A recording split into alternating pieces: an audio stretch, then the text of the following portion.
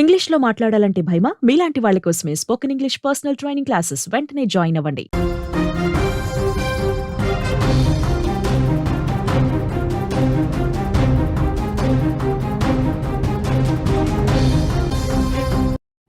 యమన్ జైలులో మరణశిక్ష పడిన నిమిషప్రియ కేసు మరోసారి ఉత్కంఠగా మారింది. ఈ కేసులో తాజా పరిణామం ఏమిటంటే తలాల్ సోదరుడు తన ఫేస్బుక్ పోస్ట్ ద్వారా ఒక విషయాన్ని స్పష్టం చేశాడు.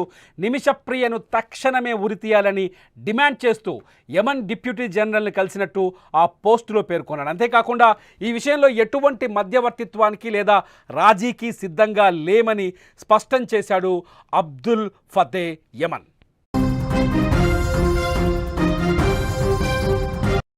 జూలై 16న మరణశిక్ష రద్దు చేసినప్పటి నుండి తలాల్ కుటుంబం మరణశిక్షపై తమ వైఖరిని కఠినతరం చేస్తూ కోర్టుకు లేఖ రాయడం ఇది మూడోసారి. తమ కుటుంబం ఎలాంటి మధ్యవర్తిత్వానికి సిద్ధంగా లేదని, దయ కోరడం లేదని తలాల్ సోదరుడు స్పష్టం చేశాడు.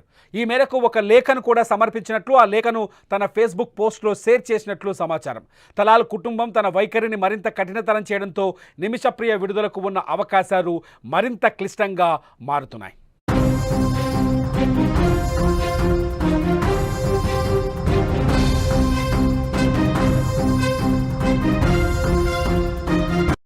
తలాల్ హత్యపైన నిమిషప్రియను ఉరి తీరాల్సిందే అని చెప్పేసి తలాల్ కుటుంబం మొదటి నుంచి బలంగా వాదిస్తోంది.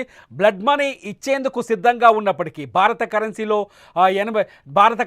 8 కోట్లకు పైగా బ్లడ్ మనీ ఇచ్చేందుకు సిద్ధమైనప్పటికీ, నిమిషప్రియ కుటుంబం సిద్ధమైనప్పటికీ, కాళ్ళ వేళ్ళ పడి వేడుకుంటున్నప్పటికీ తలాల్ కుటుంబం మాత్రం వెనకడుగు వేయట్లేదు.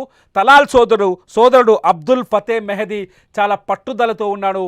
అన్యాయంగా తన తమ్ముడిని పొట్టన పెట్టుకుంది నిమిషప్రియ, ఉద్దేశపూర్వకంగానే అతన్ని చంపేసిందని ఆయన బలంగా వాదిస్తున్నాడు. నిమిషప్రియను కాపాడేందుకు భారత ప్రభుత్వం అన్ని రకాల ప్రయత్నం చేస్తుంది. విదేశాంగ శాఖ ప్రత్యేకంగా నిమిషప్రియ కోసం యమన్ కోర్టులు ఒక లాయర్ని, న్యాయవాదిని కూడా నియమించింది. నిమిషప్రియని కాపాడే దౌత్యపరమైన అన్ని అవకాశాలని వాడుకునే ప్రయత్నం చేస్తుంది. అంతేకాదు ఇరాన్ వంటి దేశాలతో మధ్యవర్తిత్వానికి కూడా తీవ్ర ప్రయత్నం చేస్తుంది. ఇటు Sufi leaders, grand Mufti of India ఎవరైతే అబూబకర్ ముసలియార్ ఉన్నారో ఆయన కూడా తీవ్రంగా ప్రయత్నించాడు. అటు Yemen Sufi leader Habib Umar bin Hafiz ఎవరైతే ఉన్నారో ఆయన కూడా, Sheikh Habib Umar bin Hafiz కూడా తలాల్ కుటుంబ సభ్యులతో మాట్లాడారు. నిమిషప్రియకు క్షమాభిక్షను ప్రసాదించమని కోరారు. అయితే మొదట జూలై 16వ తేదీన వాళ్ళు కొంత వెనక్కి తగ్గారు. ఈ నేపథ్యంలో నిమిషప్రియ ఉరిని జూలై 16వ తేదీ ఉదయమే ఆమెను ఉరి తీయాల్సి ఉండే, కాకపోతే వీళ్ళు హబీబ్ రిక్వెస్ట్ మేరకు ఉరిశిక్ష వాయిదా పడింది. ఆగస్టు 14వ తేదీన కోర్టు నిమిషప్రియ ఉరిపైన తుది నిర్ణయం తీసుకునే అవకాశం కనిపిస్తుంది. ఆ రోజు గనక కోర్టు నిమిషప్రియకు ఉరి ఒక్కటే దారి అని నిర్ణయిస్తే నిమిషప్రియను కొన్ని గంటల్లోపే ఉరి తీసే అవకాశం కనిపిస్తుంది. 2008లో భారత్ నుంచి, కేరళ నుంచి నిమిషప్రియ బతుకు తెరువు కోసం యమన్ వెళ్ళింది. అక్కడ 2014లో తలాల్ సహాయంతో ఒక లోకల్ ఆసుపత్రిని, క్లినిక్ని ఓపెన్ చేసే ప్రయత్నం చేసింది. ఈ క్లినిక్ని ఓపెన్ చేసిన తర్వాత యమన్లో అంతర్యుద్ధం వచ్చింది 2015లో. అంతర్యుద్ధంతో నిమిషప్రియ భర్త ఎవరైతే టోనీ థామస్ ఉన్నాడో తన కూతురు మిచేల్ని తీసుకొని తిరిగి కేరళకు వచ్చాడు. నిమిషప్రియ తలాల్తో కలిసి కొంతకాలం ఆ క్లినిక్ని నడిపించారు.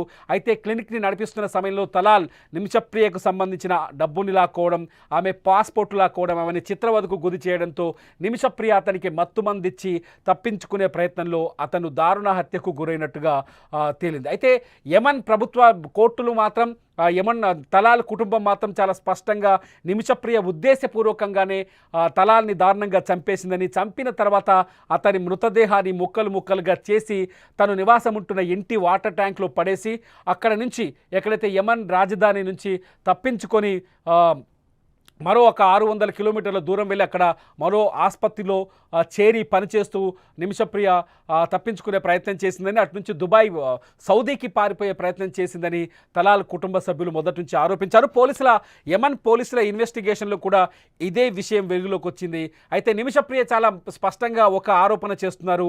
తన హత్య చేసిన సందర్భాన్ని యమన్ కోర్టు గుర్తించలేదని, తన ఆత్మరక్షణ కోసమే హత్య చేశానని, యమన్లో జరిగిన విచారణ మొత్తం మొత్తం యమన్ కోర్టులో జరిగిన విచారణ మొత్తం పూర్తిగా అరబ్లో జరిగిందని, దానివల్ల తను న్యాయం కోసం బలంగా పోరాటం చేయలేకపోయానని చెప్తున్నారు నిమిషప్రియ.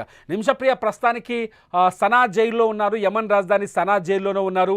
నిమిషప్రియ కూతురు తల్లిని చూసేందుకు ఆమె కూడా యమన్ చేరుకున్నారు. నిమిషప్రియని కాపాడేందుకు భారత ఎవరైతే క్రిస్టియన్ లీడర్ ఉన్నాడో మన కేఏ పాల్, ఎవరైతే మత ప్రబోధకుడు ఉన్నారో కేఏ పాల్ కూడా తీవ్రంగా ప్రయత్నిస్తాడు. నిమిషప్రియ కూతురు మిచెల్ని, ఆమె భర్త ఎవరైతే థామస్ ఉన్నారో థామస్ని ఇద్దరిని తీసుకొని యమన్ జైలు దగ్గరికి వెళ్ళారు, సనాకి వెళ్ళారు. సనాలో నిమిషప్రియతో తన కూతుర్ని చూపించే ప్రయత్నం చేస్తారు. ఎందుకంటే నిమిషప్రియ హత్య చేసిన నాటికి ఆమె కూతురు వయసు కేవలం 2 సంవత్సరాలు మాత్రమే. ప్రస్తుతం నిమిషప్రియ కూతురు 4 సంవత్సరాలు మాత్రమే. ప్రస్తుతం నిమిషప్రియ కూతురు 14 ఏళ్ల వయసులో ఉంది. దాదాపు 10 సంవత్సరాలుగా మిచెల్ తన తల్లిని చూడలేదు, తన తల్లితో మాట్లాడలేదు. నా తల్లిని బతికించండి, నా తల్లిని కాపాడండి అంటూ యమన్ ప్రభుత్వాన్ని వేడుకుంటుంది నిమిషప్రియ కూతురు మిచెల్. అంతేకాదు ఆగస్టు 14వ తేదీన ఏం జరగబోతుందనే టెన్షన్ ఒకటి మొదలైంది. ఆగస్టు 14వ తేదీన మన భారతీయ మహిళ, మన భారతీయ నర్స్ నిమిషప్రియ ఒకవేళ కోర్టు ఆ రోజు కూడా ఈమెకు క్షమాభిక్షను ప్రసాదించకపోతే ఉరి తీసే అవకాశం చాలా స్పష్టంగా కనిపిస్తుంది. ఆగస్టు 14వ తేదీన కోర్టు నిమిషప్రియ ఉరి వాయిదా పైన మరొక కీలక నిర్ణయం ప్రకటించే వీలు కనిపిస్తోంది. ఇప్పటికే తలాల్ కుటుంబ సభ్యులు వరుసగా యమన్ జనరల్ని కలవడం, యమన్ అధికారులు ప్రభుత్వ పెద్దల్ని కలవడం, పదే నిమిషప్రియని ఉరిని వెంటనే అమలు చేయాలని వాళ్ళు రిక్వెస్ట్ చేయడం, వాళ్ళు ఒత్తిడి చేయడం, ఉరి తీయాలనే విషయం పైన ఒత్తిడి చేయడం చూస్తుంటే ఈ కేసు నుంచి నిమిషప్రియ తప్పించుకునే అవకాశం చాలా తక్కువగా ఉన్నట్టుగా తెలుస్తోంది.